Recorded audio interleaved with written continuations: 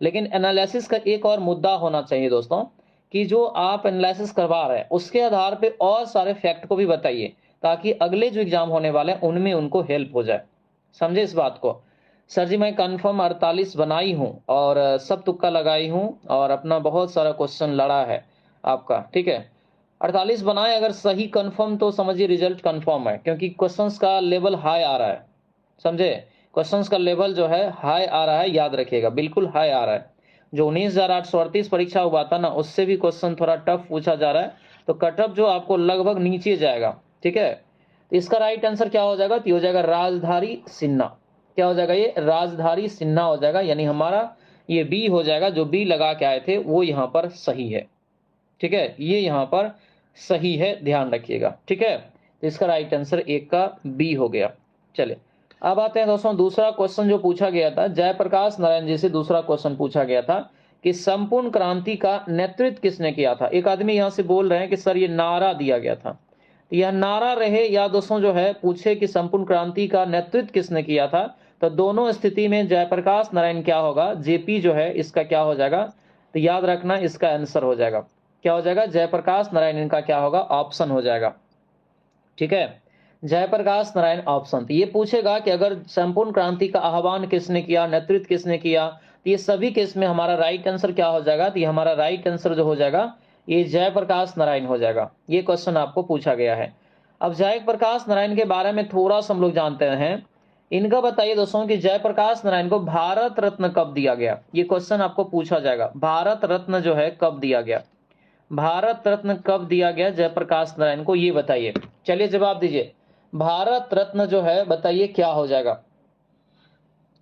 जयप्रकाश नारायण का जन्म कब हुआ और मृत्यु कब हुआ, ये भी जो है आपको याद रखना है। एग्जाम में ये क्वेश्चंस आपके टकरा सकते हैं, पूछ सकते हैं, ठीक है। तो जयप्रकाश नारायण का जन्म दोस्तों आपसे याद रखना है। जयप्रकाश नारायण जी का जन्म, ये आपको हॉट टॉपिक में आता है, ठीक है। जयप्रकाश नारायण का जन्म हो जाएगा दोस्तों ये 11 अक्टूबर, याद रखना, 1902 को।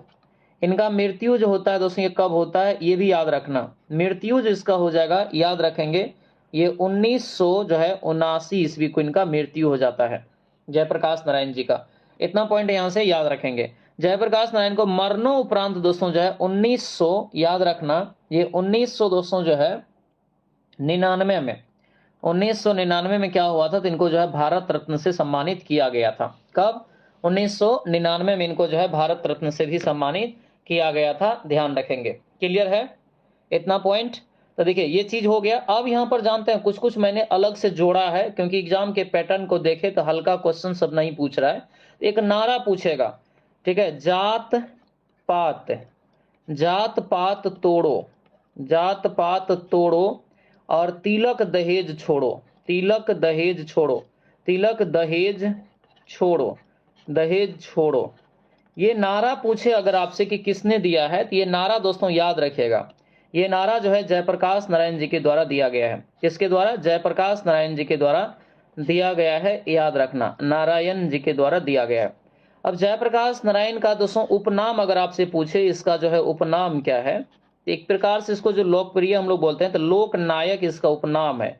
लोकनायक जयप्रकाश हम लोग बोलते हैं ना, लोकनायक जयप्रकाश, ठीक है। अब यहां से दोस्तों जो है ध्यान रखिएगा कि अगर आपसे पूछे कि जयप्रकाश नारायण दोस्तों जो है अंतर्राष्ट्रीय हवाई अड्डा कहाँ है, यानी एयरपोर्ट अगर आपसे पूछे एयरपोर्ट कहाँ है, तो ये हो जाएगा पटना में।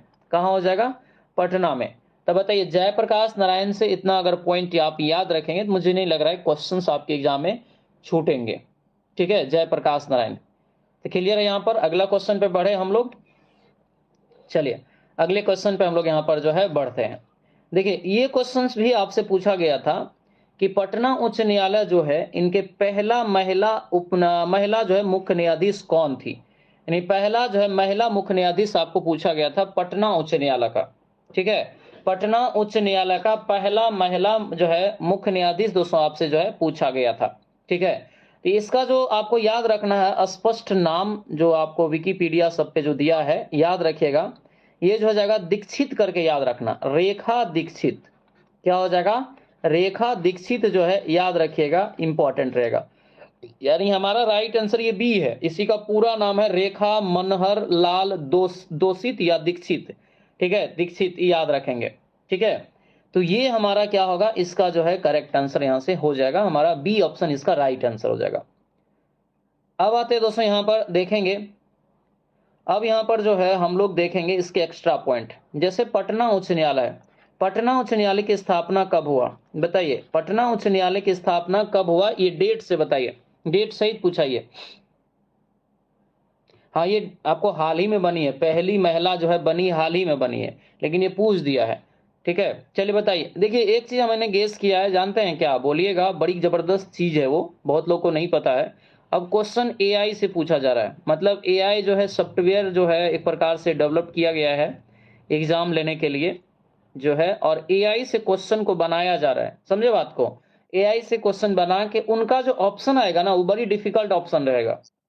एआई का क्वेश्चन देखिएगा तो इजी रहेगा, क्वेश्चन जो आप ऊपर में देखिएगा तो ये बड़ा इजी आएगा, लेकिन जो उसका ऑप्शन होगा वो कथन कारण वाला ज्यादा रहेगा, फोकस्ड ज्यादा करेगा वो ऑप्शन पे, ऑप्शन जो है किस प्रकार से फंसाने वाला रहेगा वो याद रखिएगा। तो एआई से क्वेश्चन अभी जो है बहुत ज्यादा बना करके अब पूछा जा रहा है, क्योंकि देखिए जमाना बदल रहा है, उतना समय नहीं है बहुत लोगों के पास, ठीक है। तो इसीलिए एआई से क्वेश्चन जो है बनाया जा रहा है, याद रखिएगा, ठीक है।